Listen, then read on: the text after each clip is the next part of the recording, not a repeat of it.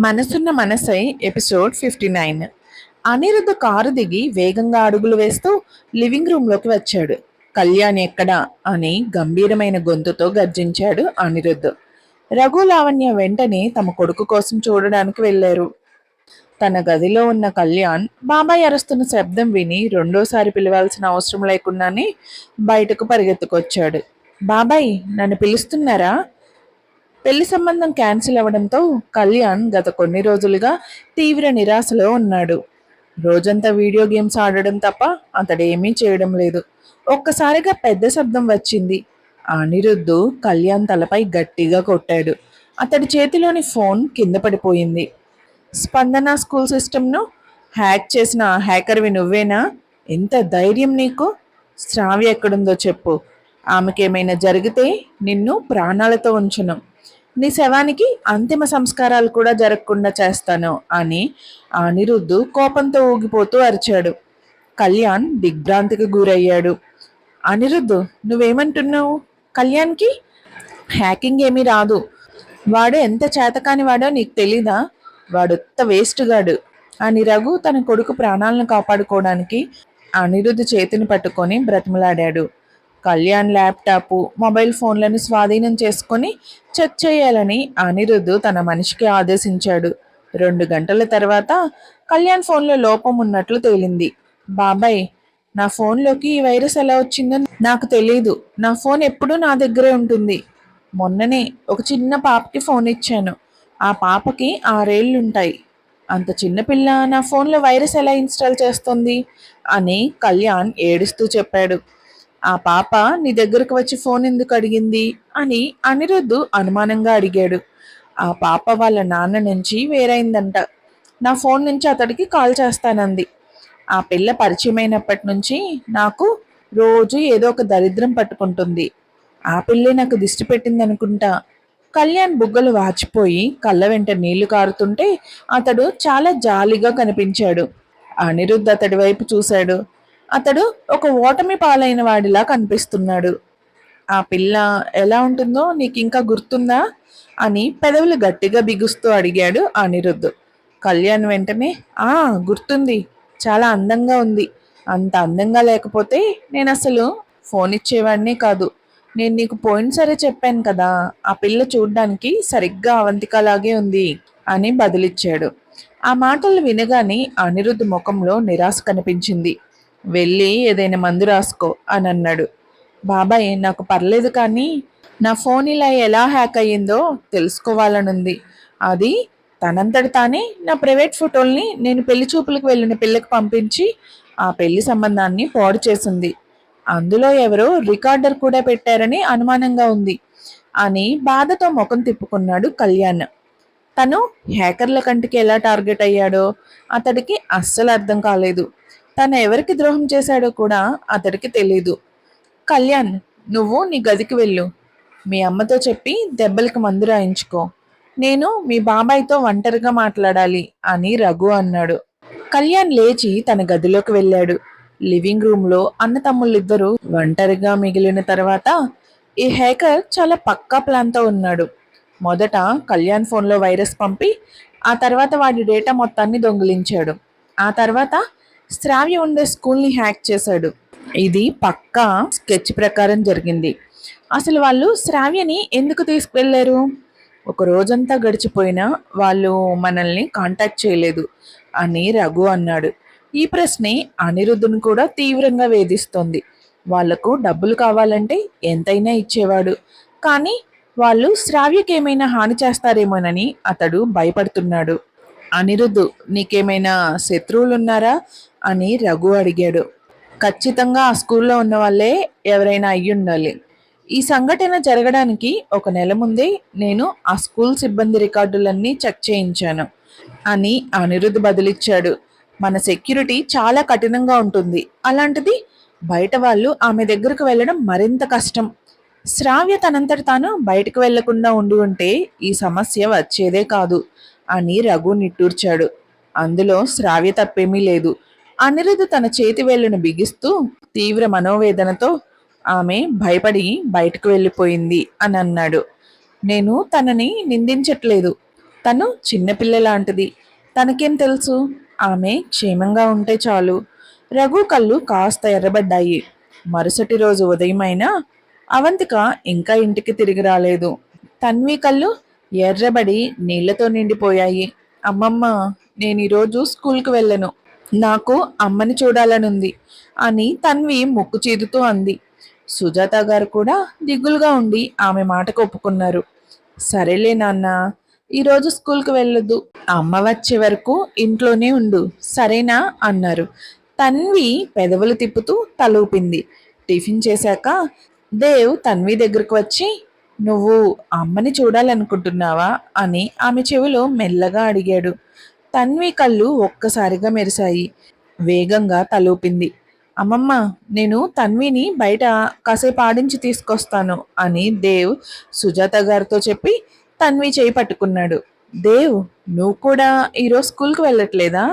అబ్బా, సరేలే, వెళ్ళి కాసేపు ఆడుకొని రండి అని సుజాత గారు నిట్టూర్చారు. దేవ్ తన్వి చేయి పట్టుకొని బయటకు నడిచాడు. అన్నా చెల్లెలిద్దరూ విజయ్ అన్న సహాయంతో ఒక క్యాబ్ ఎక్కారు. దేవ్ ఒక హాస్పిటల్ పేరు చెప్పాడు. అమ్మ ఈ హాస్పిటల్లోనే ఉందా అన్నయ్య అని తన్వి మెల్లగా అడిగింది. దేవ్ తలూపాడు. అవంతిక ప్రేరణ హాస్పిటల్ ఆపరేషన్ థియేటర్ నుంచి బయటకు వచ్చింది. ఆమెకి తల తిరుగుతున్నట్లు అనిపించి కింద పడిపోబోయింది. అమ్మా అని తన్వి పరిగెత్తుకు వచ్చి అవంతిక కాళ్ళను గట్టిగా పట్టుకుంది. దేవ్ కూడా ఆమె పక్కన వచ్చి నిలబడి తన చిన్న చేతితో అమ్మ చీర కొంగును పట్టుకున్నాడు. ఎర్రబడిన కళ్ళతో ఆ ఇద్దరు పిల్లల్ని చూసిన అవంతిక ముఖంలో ఆశ్చర్యం ముంచెత్తింది. మీరిద్దరూ ఇక్కడికి ఎలా వచ్చారు? అవంతిక అలసటంతా ఒక్కసారిగా మాయమైపోయింది. నేను ఇక్కడున్నానని మీకెవరు చెప్పారు?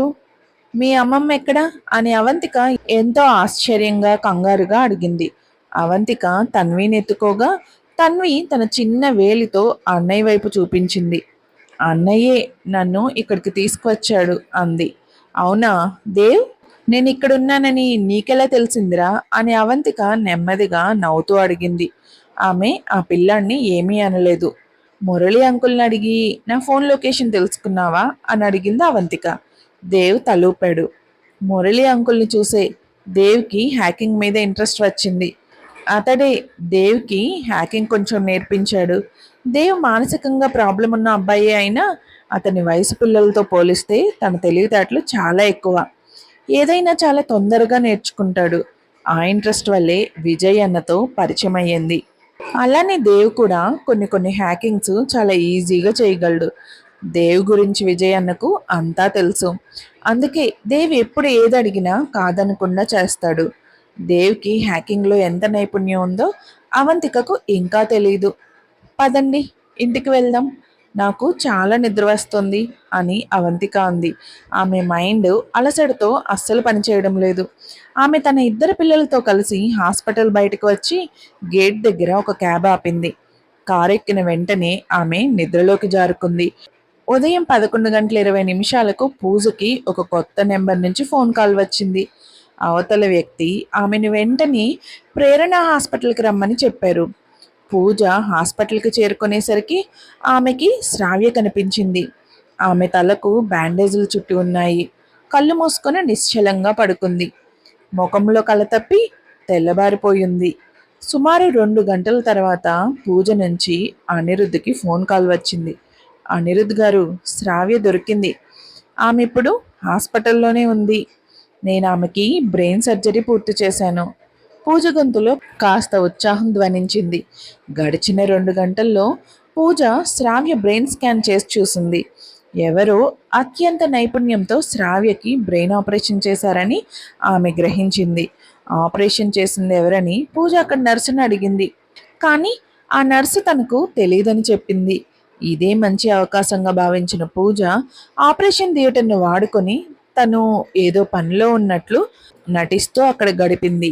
2 గంటలు గడిచాక వెంటనే అనిరుద్ధ్కి ఫోన్ చేసి ఆ క్రెడిట్ అంతా తన ఖాతాలో వేసుకుంది. సహాయం చేసిన వ్యక్తి తన పేరు చెప్పకుండా వెళ్ళిపోవడంతో ఆ క్రెడిట్ తను తీసుకోవడంలో తప్పేమీ లేదని పూజ అనుకుంది. విషయం తెలియగానే అనిరుద్ధ్ పరిగెత్తుకుంటూ హాస్పిటల్కి వచ్చాడు.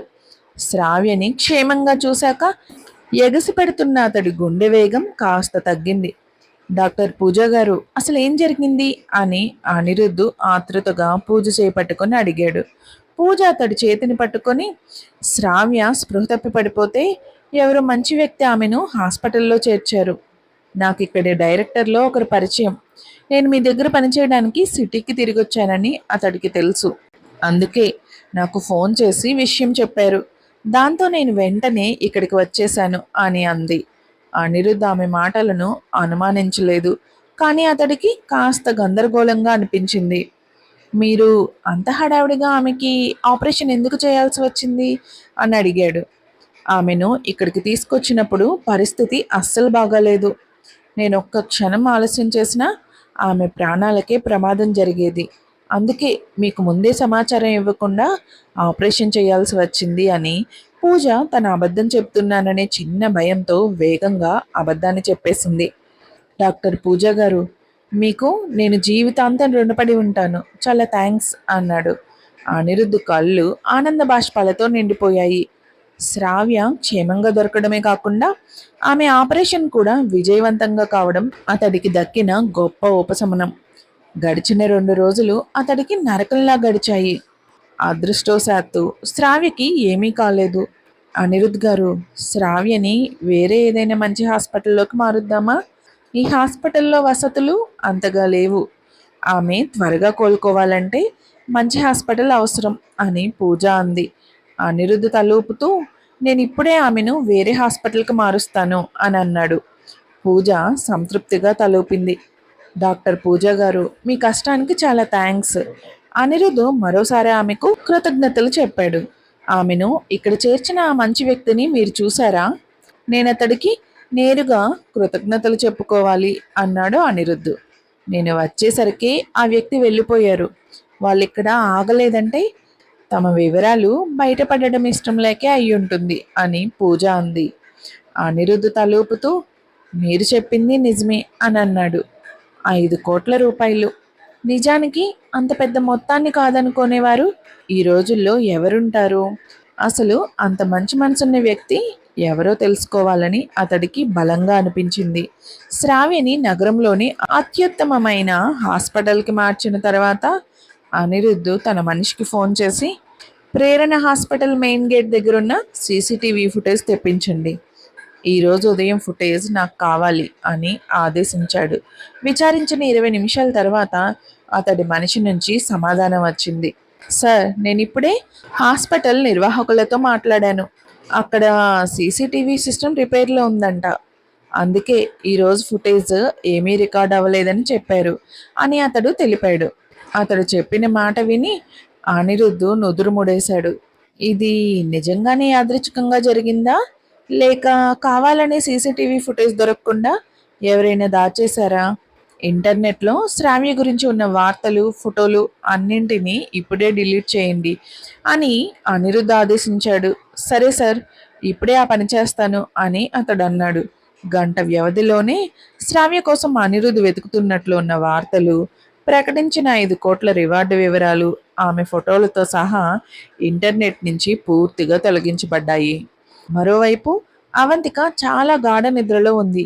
ఫోన్ రింగ్ అవుతూ ఉండకపోతే ఆమె అస్సలు లేచేదే కాదు. తన్మయి ఇప్పటికే చాలాసార్లు ఫోన్ చేసింది. ఆఖరికి ఫోన్ నిమిషానికి పైగా రింగ్ అయ్యాక అవంతిక ఎత్తింది. హలో. ఫోన్ ఎత్తగానే ఆవలిస్తూ అంది అవంతిక. అవంతిక, నువ్వు ఇంకా నిద్రపోతున్నావా ఏంటి? టైం సాయంత్రం 7 దాటుతోంది. మామూలుగా పడుకున్నావా లేక కుంభకర్ణుడిలా నిద్రపోతున్నావా అని తన్మయి గట్టిగా అరిచింది.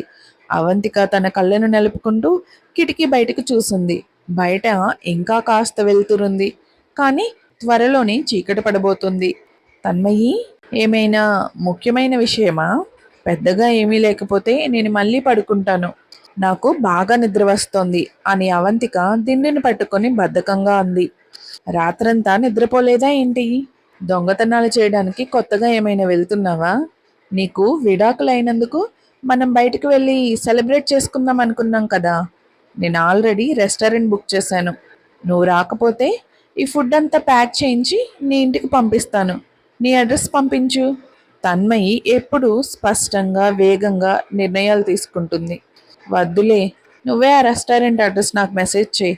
నేను రెడీ అయ్యి అక్కడికి వస్తాను అని కష్టంగా మంచం దిగుతూ అంది అవంతిక.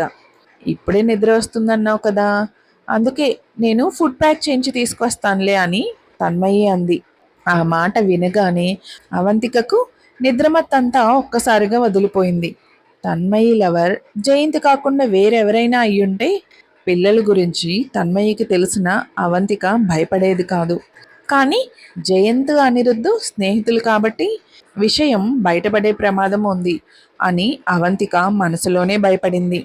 తన్మయి, నాకిప్పుడు నిద్ర రావడం లేదు. నువ్వు ఇప్పుడు ఎక్కడున్నావు? నీ లొకేషన్ పంపు, నేనే అక్కడికి వస్తాను అని హడావిడిగా అంది అవంతిక. సరే, లొకేషన్ పంపుతున్నాను. మీ అమ్మ నీ దగ్గరే ఉంది కదా, ఆమెను కూడా వెంట తీసుకురా అని తన్మయి అంది. పర్వాలేదులే, ఆమె ఇప్పటికే తినేసి ఉంటుంది అని అవంతిక అంది. మాట్లాడడం పూర్తయ్యాక అవంతిక మంచం దిగి తన చెదిరిన జుట్టును పోనీటైల్లా మూడేసుకుంది. కబోర్డ్స్ దగ్గరికి వెళ్ళి ఒక పొడవైన డ్రెస్ తీసింది. బట్టలు మార్చుకున్నాక ఆమె గది బయటకు వచ్చింది. లివింగ్ రూమ్లో లైట్లు ఆపి ఉన్నాయి. ఇంట్లో ఎవ్వరూ లేరు. ఆమె తన ఫోన్ తీసి వాళ్ళ అమ్మ సుజాత గారికి వీడియో కాల్ చేసింది. మరొక ఎపిసోడ్తో మళ్ళీ కలుద్దాం. వీడియో నచ్చితే లైక్ చేయండి, మీ ఫ్రెండ్స్తో షేర్ చేయండి. కొత్త వీడియోల కోసం సబ్స్క్రైబ్ చేసుకోవడం మర్చిపోకండి. మీకు ఏమనిపించిందో కామెంట్స్లో చెప్పండి. Thank you.